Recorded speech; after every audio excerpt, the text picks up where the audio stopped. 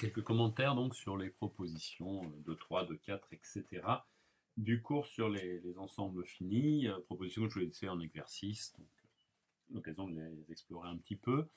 Alors, commençons par la proposition 2-3. Premièrement, d'établir que le cardinal de 1n est bien égal à n. Bon, bah, je pense qu'on a sans difficulté une bijection de 1n dans 1n,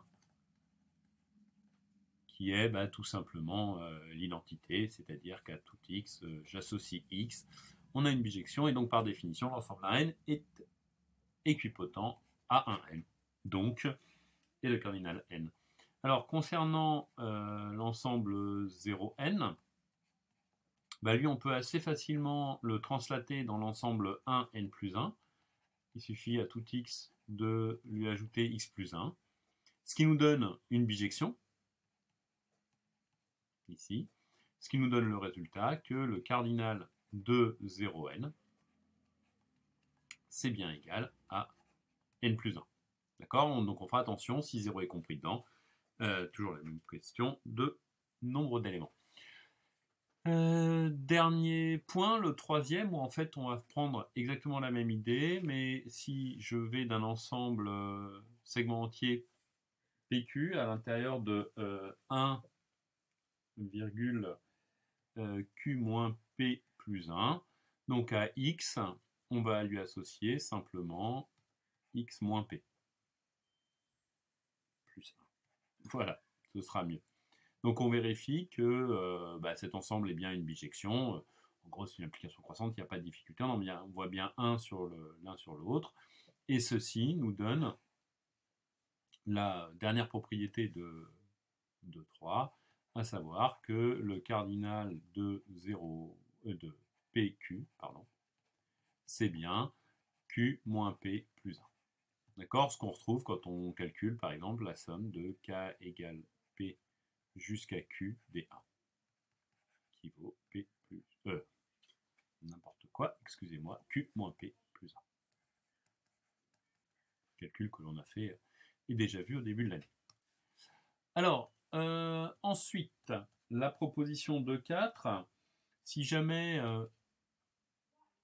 F, et non pas E, est un ensemble fini, et puis que E est équipotent à F, évidemment, ça nous donne une bijection F de F sur un N, ça c'est le fait que ce soit fini, c'est ce qui nous définit le cardinal, et puis entre E et F, on a une bijection, G, et alors l'application F rond G devient une bijection de E sur un N. D'accord? On peut le construire pareil de l'autre sens, hein, Fg-1, c'est une bijection de 1N sur E, et ce qui nous donne que E est fini, puisqu'il est en bijection, et que le cardinal de E vaut N, N étant le cardinal de F. Donc on a bien les mêmes égalités, l'égalité des cardinaux. Puis la proposition suivante, toujours de 2-4, qui est de dire que si on sait que E et F sont finis, donc on sait qu'ils sont finis, E est équipotent à F, si et seulement si on a l'égalité des cardinaux. Bon, si les ensembles sont équipotents, alors une bijection de l'un sur l'autre, c'est le théorème précédent, ils ont même cardinaux, et puis s'ils ont même cardinaux, ça veut dire qu'ils sont tous les deux en bijection, donc on pourra écrire une bijection de E sur un N, N étant le cardinal, et puis je peux écrire de l'autre côté une bijection de 1N sur F, puisque bijection je peux l'écrire dans un sens et dans l'autre, et que donc en prenant du giron F, on a une bijection de E sur F, donc E et F seront bien équipotents. Proposition 2-5, je suppose que E est fini, et puis je me donne un élément A qui n'est pas dans E. Alors, on veut montrer que E union A est lui aussi fini, et que le cardinal, évidemment, de E union A est égal au cardinal de E plus 1. Pas de surprise, c'est ce qui nous permet en fait de dire que définition du cardinal est bien cohérente. Alors, on va partir de la définition du fait que E est un ensemble fini pour dire que on a une bijection de 1F dans E, bijection F, et puis on va rajouter un élément en disant que n plus 1, on va lui ajouter la valeur A. D'accord ? Et ça nous donne une application G qui est définie donc de 1 n plus 1 dans E union A, qui a x associe, donc prenons les deux parties, f de x si x est plus petit que n, et puis A si x est égal à n plus 1. Et puis on vérifie que, montrer que G est bien une bijection de pardon, 1n, je vais pas l'écrire, sur E union A. D'accord ? Injectivité, surjectivité. La surjectivité est très facile. L'injectivité est un tout petit peu plus délicate, simplement, il faudra bien qu'on se fasse des cas différents pour voir si on est dans E ou dans A dans les images, et ce qui ne pose pas de grandes difficultés. Attention, ne pas utiliser de noyau, on n'a pas d'application linéaire ici. Chose que j'ai oublié de préciser, une fois qu'on a fait ça, bien sûr, ceci nous montre à la fois que l'ensemble E union A est fini, puisqu'il est en bijection avec un ensemble de type 1P, et on a son cardinal qui vaut bien n plus 1, c'est-à-dire le cardinal de E plus 1. Proposition suivante, si A est une partie de E étant un ensemble fini,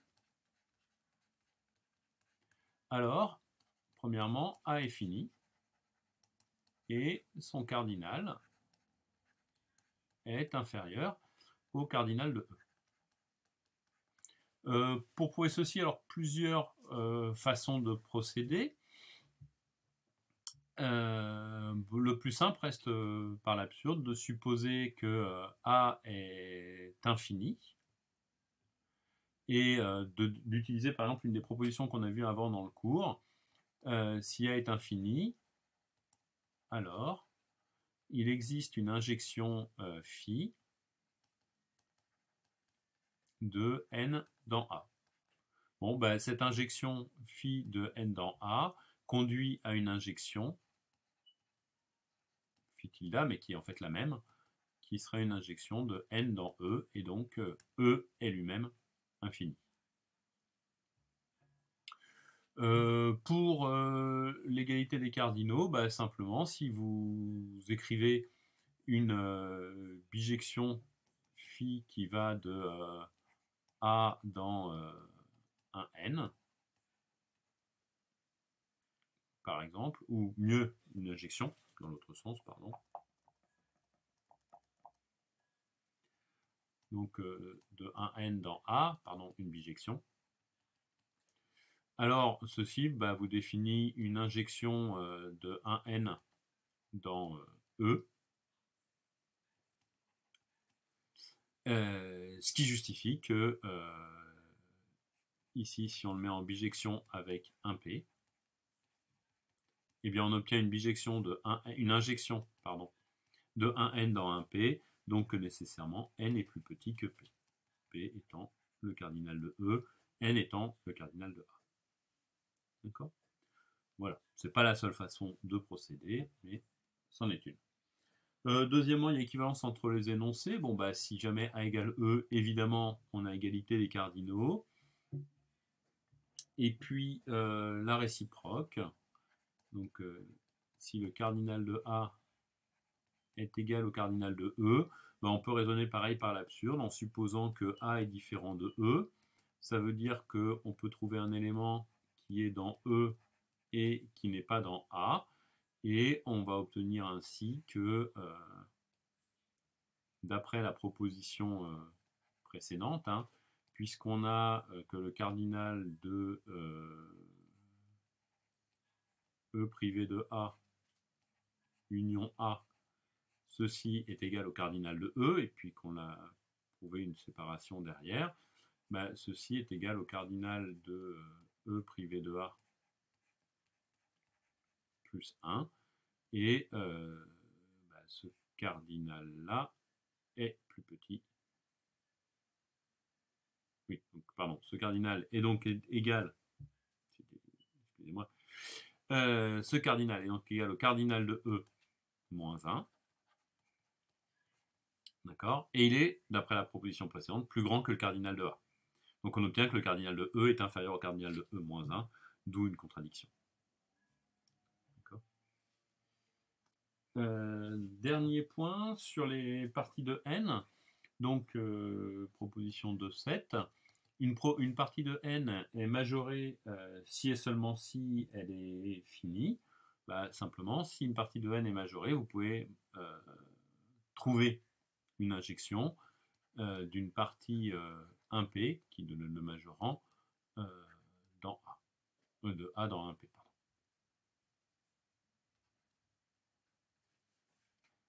P, partie qui vous donnerait une injection.